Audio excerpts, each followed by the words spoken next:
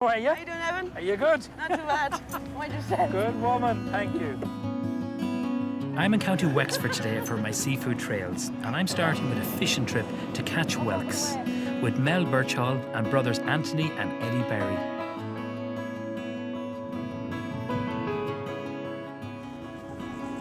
And there you can see the whelks down inside. Andy's just taking the old bait out. And they're all different sizes. Can I lift Yeah, them? oh, certainly, yeah, work away, yeah.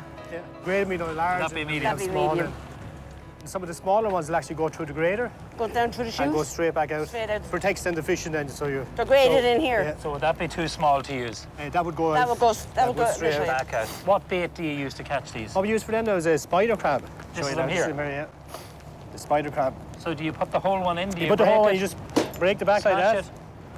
And then you have the meat. And they love that. And does they it? absolutely love that. How do they get in? They get in the top. Is that They the get way in, they they do climb it? up along the side. Okay. You know what happens? The holes are in the pot. Yeah. So the smell from the bait goes Yeah. out.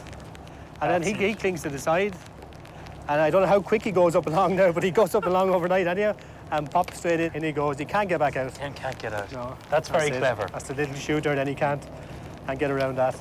Is there a season for harvesting them? We fish them all year round, but September, October are not great months. So on a good As day, in- would this be packed with I'll tell you, if that was packed now, we'd be dancing on the deck. Really? Yeah, oh, yeah. So Well, it's there are- happy days, like. They're a real speciality now. Yeah. They're similar to a garden snail, really, only a bigger version with a Incredible. pointier shell, like. Are you going to pull the rest of the pots in? Yeah, we'll take them in Okay. now.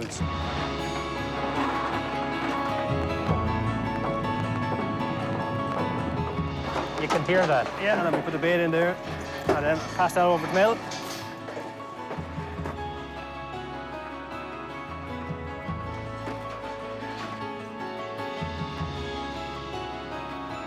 One at a time. One at a time, that's Yeah. it. Spider ropes, that's Yeah. Like this is the reality, like where it's. it. And your name on it. Of course. How long have you been a fisherman? Initially, I started when I was only a chap, and I fished for about 15 years. And of course, the fishing kind of slumped and went down, like, and I had a couple of young kids, and I had to go back into work, like, so I ended up doing butchering for 17 years.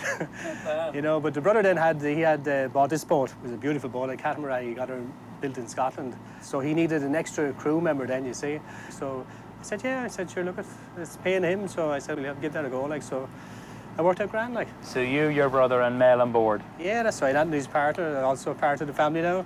Anthony is the skipper. He looks after everything, like, you know, because you need a good skipper there at the end of the day because he has to fill the pots. You know, you can't haul pots that are empty, you know, that's not going to pay us. So That's true. you need to be on the ground, so he has the knowledge of that. He's well over 20 years experience now with it, like, so. And tell me about when you're catching the whelks. How does that work? What do they feed off? In the summertime, a spider crab. Now, if we could get spider crab all year round, we would use it, like, but we can't, unfortunately. It kind of, up till now, we say up to around October, kind of, it goes away, like, and then you have to use brown crab and dogfish. But the spider crab is that little bit better. You know, the whelks it's like a delicacy to the whelks. They seem to love that, like, so if you can get your hands on that, happy days, yeah. And I'll tell you, it's a delicacy, spider crab in Yeah. Spain and other Oh, countries. right. They love Yeah, it. yeah. So they do. Now, on a line, how many Yeah. of the baskets would you have? On the line, we have 40 pots. We find they're the best to use because they're not too high, so the whelk, when he's climbing the pot, he doesn't have as far to go. The shape of him as well, if it's a lovely, round, smooth shape, the slug coming up along, he can go right around and get in, like, there's no big corners or anything like that, or such element like that. And when you drop the pots, how long does it take, hopefully, for you to get? Well, if we can get out the next day, so we're looking at maybe 24 hours. Okay. But then the weather breaks, you know, it could be 2 days, it could be 3 days. But if you have them well baited, like, they're still fishing away on the ground. You're losing out a small amount, but at least you're still fishing. Like, you will get that extra few whelks in the pots because of the extra time, like. Every day, the whelks are collected and brought here to Kilmore Quay, where they are processed by Sofri Mar, one of the country's biggest seafood processing plants. Back in the early 90s in South Korea, which is one of our biggest markets, they had their own fishery. The catches started to decrease, so they were looking outside of their own country for supplies. And I suppose we had plenty of supply. We were there to supply their demand. Fantastic success. Why don't you come on up to the factory and I'll Perfect. show you. Thank you, Leslie. Cheers.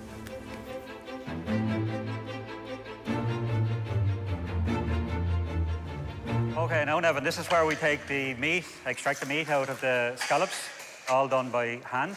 We extract about 3 tons of meat per day. What's the key into opening a scallop? The key thing is to open it without damaging the adductor muscle, which is the white muscle that you eat, and the roe.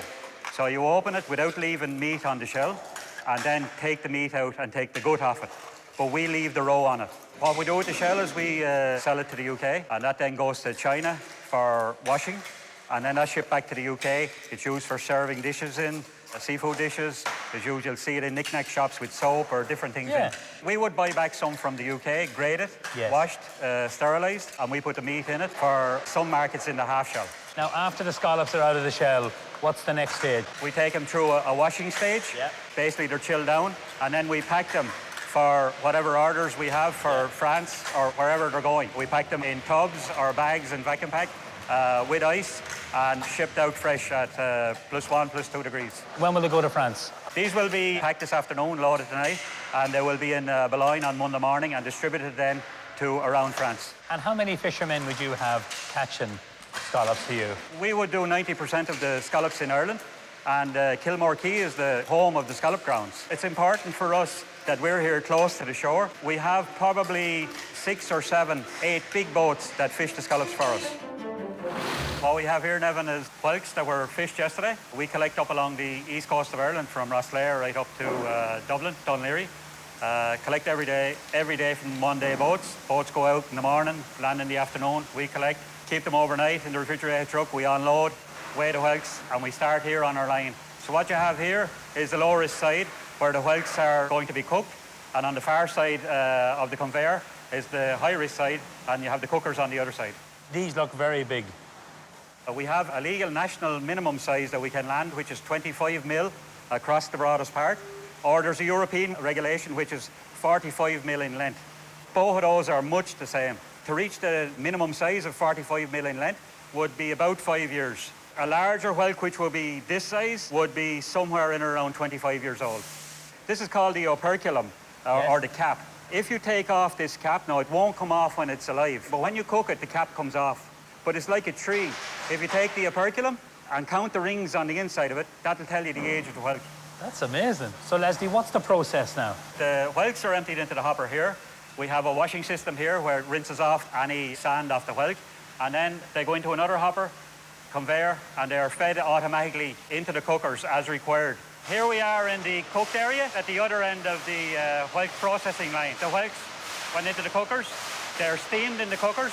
Everything is automatic, so they open and close, fill and empty, go through the deshelling, washing, and through to the grading here where we are. And how long would they take to cook in the steamers? About 5 minutes. So when the whelks go in, you have to build up pressure, then the cooking, then decompression before it opens. Where we seen at the start of the line, where the whelks were raw, it took about 10 minutes to get to here. It's a fantastic line. We have it in a number of years, and it's probably one of the best whelk processing lines in the world. So after this stage, when they're graded, when they're cooked, what happens next? They go for another washing stage, and then they're packed into 10-kilo cartons in different grades, 4 different grades. After that, they are frozen, and then we take them back for lidding, and then they're ready for shipment. In South Korea, they can the product. And how do they eat them? So the canners will put them in a special, their own specific soy sauce. For different customers would have different types of soy sauce, and then you open when you're having a beer in the pub. So just like we'd eat cheese and onion crisps or a packet of peanuts, in South Korea they're eating the whelks. That's it, absolutely. That's unbelievable. Unbelievable. Now, do you just do cooked whelks or do you do any other processes? Okay, so on the larger whelk we would have another production line. We extract the meat from the shell. We freeze it like that, and that goes then to Japan or China for sashimi or sushi. Do we eat whelks in Ireland? Whelks? No. I suppose it's a different palate in Ireland. Like if you eat it now in this condition, cooked, it's much tougher, but in the soy sauce it will become much softer to eat. Leslie, it's been very educational for me. Thank you so much for your time. Thank you very much for coming, and I have to say, it's not just me, it's everyone in Saffron. It's all about a good team. Well done. Thank you.